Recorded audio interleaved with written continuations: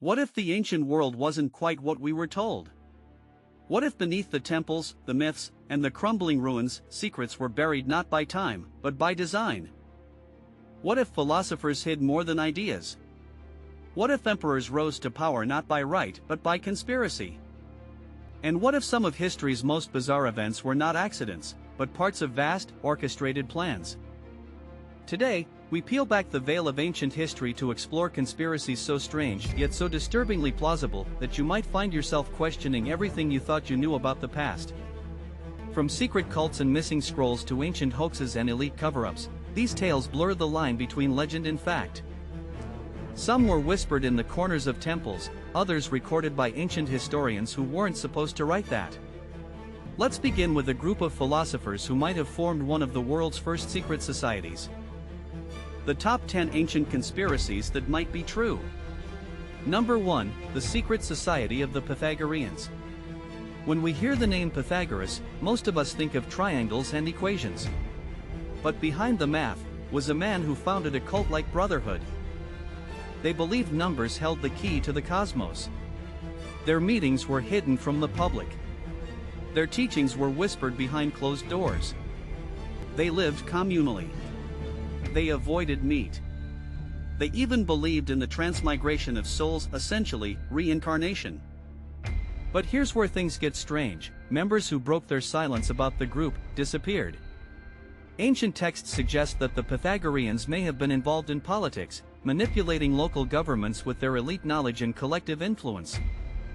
Some modern historians believe the Pythagoreans influenced major philosophical movements not through open debate but from the shadows. Even more fascinating is the claim that they hid mathematical discoveries, fearing some knowledge was too dangerous for the public, like irrational numbers. Whether they were mystical mathematicians or covert manipulators, one thing is certain: the Pythagoreans left behind more questions than answers. Number 2, the disappearance of the Sibylline Books. In the heart of ancient Rome once rested the Sibylline Books, a collection of cryptic prophecies said to guide emperors, predict disasters, and alter the fate of the Republic itself. They were so sacred that only select priests could consult them, and only during crises of national importance. Wars, plagues, famine, the scrolls held supposed divine answers to it all. But here's the twist: no one knows exactly what was written inside them, because they vanished not once, but twice under suspicious circumstances. The first disappearance? Around 83 BCE, a massive fire engulfed the Temple of Jupiter. The original Sibylline books were supposedly destroyed. But some say they were stolen before the flames ever started. To replace them, Roman authorities sent emissaries across the known world, gathering fragments and whispers of similar prophecies to reconstruct the lost wisdom. A noble effort or an elaborate cover-up?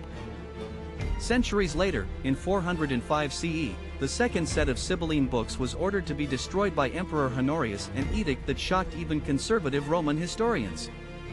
Why would Rome erase its own sacred guidance? Some believe the scrolls foretold not only the fall of Rome, but the rise of a new faith, Christianity. If true, preserving them could have upended the fragile balance of spiritual power. Other theories suggest the prophecies were too dangerous, revealing truths about Rome's imperial lies or unspeakable fates awaiting its emperors. What did those pages really say? We may never know. Or maybe, someone still does. Number 3, the Egyptian labyrinth that vanished. Deep in the sands of Egypt, near the ancient city of Hawara, once stood a structure so massive and intricate that Greek historians couldn't believe their own eyes. They called it the Egyptian Labyrinth, a complex of over 3,000 rooms, hidden corridors, false passages, and sacred chambers. Herodotus himself claimed it surpassed even the pyramids. Described in vivid detail by multiple ancient writers, including Diodorus and Strabo, this labyrinth was said to guard the secrets of Egyptian religion, politics, and the afterlife. But here's the riddle: it's gone. No ruins. No standing walls. Just desert. Some scattered stones. And confusion. How could a building described as a wonder of the world simply vanish? One theory is that it was intentionally dismantled, its materials looted and repurposed during Roman occupation. Another suggests that what remains lies beneath the sand, undiscovered to this day. But some believe something darker, that the labyrinth wasn't just real, it was dangerous. What if its disappearance wasn't due to erosion or conquest, but a deliberate erasure by those who feared what was buried within?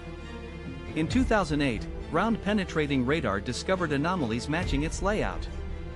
But before full excavations could be done, access was denied. No permits. No digging. Why? Maybe it's just bureaucracy. Or maybe, the secrets of the labyrinth are still being protected. Number 4, the poisoning of Alexander the Great. Alexander the Great, conqueror of the known world, died at the age of 32. No wounds. No battle. Just a sudden fever that lasted for days. The official version? He succumbed to a mysterious illness, possibly malaria or typhoid, in Babylon in 323 BCE. But that explanation never sat well with ancient or modern historians. Why would a young, unstoppable military genius, fresh from victory, drop dead just days after a banquet with his top commanders? Unless someone wanted him gone. Some historians point to Antipater, a powerful regent back in Macedonia, who feared Alexander was planning to replace him. His son, Cassander, would later become king after Alexander's dynasty collapsed. Too convenient? Others blame his own generals, who saw Alexander's plans to merge Greek and Persian cultures as betrayal and feared their power would vanish in a multicultural empire. There's even a theory that the poison used was strychnine or hellebore, administered through wine. Ancient sources mention convulsions, paralysis, and confusion, all symptoms consistent with poisoning. And what about his body? It reportedly didn't decompose for several days, something later mythologized as divine proof of his greatness. But some modern experts say this could indicate a rare toxin that preserved the body unnaturally long. In the end, no autopsy, no records, no trial. Just a funeral procession and an empire that immediately fractured into chaos. Maybe he died of illness. Or maybe Alexander was too powerful to live and his own circle ensured he didn't. Number 5, the assassination plot behind Caesar's rise to power. We all know how Julius Caesar died, stabbed 23 times by Roman senators on the Ides of March. But what if Caesar's greatest conspiracy wasn't his death, but how he rose to power? In 60 BC, Julius Caesar joined a secret political alliance with Crassus and Pompey, the first triumvirate. Publicly, they were rivals. Privately, they were pulling strings behind the Republic's back. Together, they manipulated elections, secured provinces, and silenced opposition. But to achieve this, Caesar had to clear a path. And one name often whispered in the shadows? Marcus Bibulus, his political co-consul and staunch opponent. Bibulus mysteriously vanished from public life after protests turned violent. Caesar then passed laws freely, essentially ruling alone. Some historians believe Bibulus was forcibly silenced, if not worse. But the real twist lies with Clodius Pulcher, a populist firebrand who rose quickly with Caesar's backing. Many believe Clodius orchestrated violent gangs that harassed senators, burned buildings, and cleared the streets of opposition. Was Caesar building an empire with hidden assassins and controlled chaos? Even Cicero warned of Caesar's hidden daggers, referring not just to weapons, but to his calculated political moves cloaked as reform. When Crassus died in 53 BCE, the alliance crumbled, leading to Caesar's famous crossing of the Rubicon. But many suspect Caesar had manipulated Crassus into war in Parthia, knowing he'd never return. By the time Caesar returned to Rome, he was unstoppable. Dictator. Hero. God. Did he climb by luck? Or did a quiet campaign of intimidation, manipulation, and silent assassinations pave his way? One thing's for sure, behind Caesar's noble laurel may have been a dagger of his own. Number 6, the Great Library Fire, Accident or Agenda? The Library of Alexandria, the greatest knowledge repository of the ancient world, held texts from Babylon, Egypt, India, and Greece. And then, it was gone. Burned. Erased. Its knowledge lost to time. But was it really an accident, or was something more sinister at play? Historians often blame Julius Caesar for the fire in 48 BCE, when his forces set ships ablaze and the flames spread inland. But that's only the first fire. Later, in the 3rd century, during civil strife and religious turmoil, Christian zealots reportedly destroyed pagan works within the library complex, declaring them heretical. By the time of the Muslim conquest in the 7th century, the library was either in ruins or, as some Arabic sources claim, its remaining scrolls were deliberately burned to heat bathhouses. Why was every regime that entered Alexandria, Greek, Roman, Christian, Islamic, linked to some part of the library's destruction? Was there something inside that all of them feared? Some speculate the scrolls contain forbidden science, lost technologies, or alternate histories that challenged dominant powers. The truth? We'll never fully know. And maybe that's exactly what someone intended. In a world where knowledge is power, what better way to dominate than to erase what others could learn? Number 7, the oracle who manipulated empires.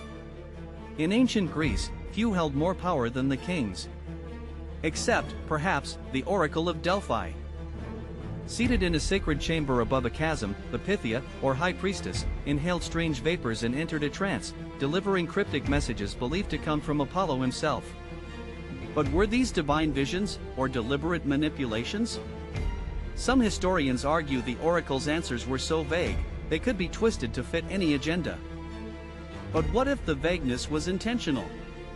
Greek city-states, foreign kings, even Persian envoys consulted the oracle before war or peace. And somehow, her advice always seemed to benefit Delphi's political allies. Take the case of Croesus, king of Lydia. He asked if he should invade Persia. The oracle replied, "If you cross the river, a great empire will fall." He crossed. And his own empire fell. Was that clever wording? Or subtle sabotage?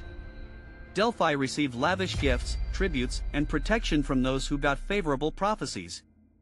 In other words, the oracle's influence could be bought. Some evidence suggests the priestesses were coached by temple priests who interpreted the trances, guiding powerful men toward outcomes that preserved Delphi's prestige. So, was the Pythia a true voice of the gods? Or the world's most powerful political advisor, disguised as a mystic? Maybe the real power at Delphi wasn't prophecy. It was persuasion. Number 8, the vanishing army of Cambyses II. In 525 BC, Cambyses II, king of Persia, sent an army of 50,000 men into the Egyptian desert to conquer the oracle of Ammonius at Siwa. They marched confidently into the sand, and were never seen again. No survivors. No weapons. No bones. Just whispers of an army swallowed by the desert. The official version? A sandstorm hit, and the entire force was buried alive. But is that really what happened? Skeptics argue that a single storm, no matter how strong, wouldn't erase all traces of 50,000 men, their weapons, animals, and supply carts. Some believe the army never reached the desert at all. Instead, it may have been ambushed and slaughtered by rival forces, its disappearance staged to hide a devastating defeat. Others point to the possibility of internal betrayal. Perhaps Cambyses' generals turned on him, leading the army to a trap, or into the desert to die as a warning. Then there's the theory of a secret mission. What if the army's true goal wasn't conquest, but recovery of something hidden in the sands? A lost city. A relic. A forgotten weapon? In 2009, archaeologists claimed to have found bronze arrowheads and human remains near the western desert. But the Egyptian government denied the discovery. Why suppress a find that would solve a 2,500-year-old mystery? Number 9, the mysterious death of Attila the Hun. Attila the Hun, is scourge of God, destroyer of cities, feared by both East and West, died not on the battlefield, but in his bed, on his wedding night. The official story says he drank heavily, suffered a nosebleed, choked on his own blood, and died in his sleep. But few men who carved an empire with iron fists meet such a mundane end. Attila had just married Ildiko, a young woman from a noble Germanic family. Was she a gift? A bride? Or an assassin? Some historians believe Ildiko may have poisoned him, or even stabbed him, as part of a revenge plot orchestrated by Rome or the remnants of Germanic resistance. The timing was perfect. Attila's death fractured the Hunnic Empire. Within a year, his sons were at war. The empire collapsed like a house of cards. Could Rome, desperate to stop his campaigns, have found a way to end him without battle? Others suspect internal betrayal. Attila had many sons, many rivals, and many enemies even among the Huns. One theory suggests his own kin silenced him, fearing he would favor Ildico's future child. But here's where it gets even stranger: Attila's burial site is still unknown. His men reportedly buried him in triple coffins, iron, silver, and gold, beneath a diverted river, then killed the laborers to keep it secret. Why such extreme measures? What were they hiding with his body? A treasure? A secret? Or a cause of death that didn't match the official story? For a man who brought down nations, maybe he was finally brought down by conspiracy, not combat.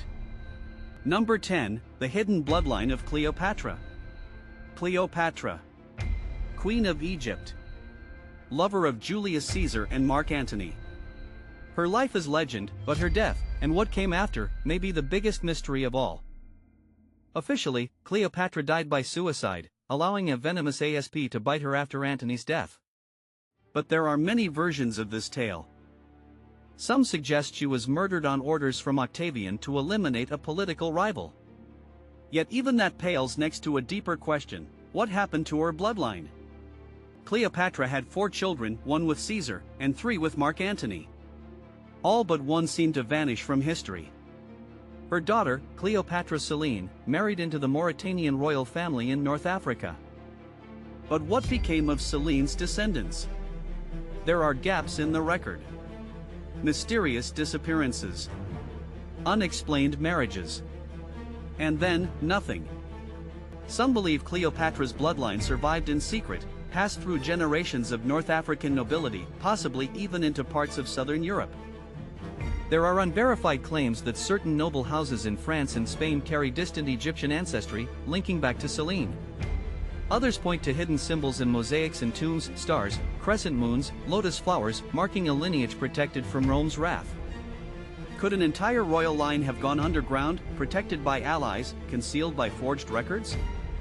Even today, DNA researchers and historians are trying to trace Cleopatra's descendants, but the lack of preserved remains has kept the mystery alive.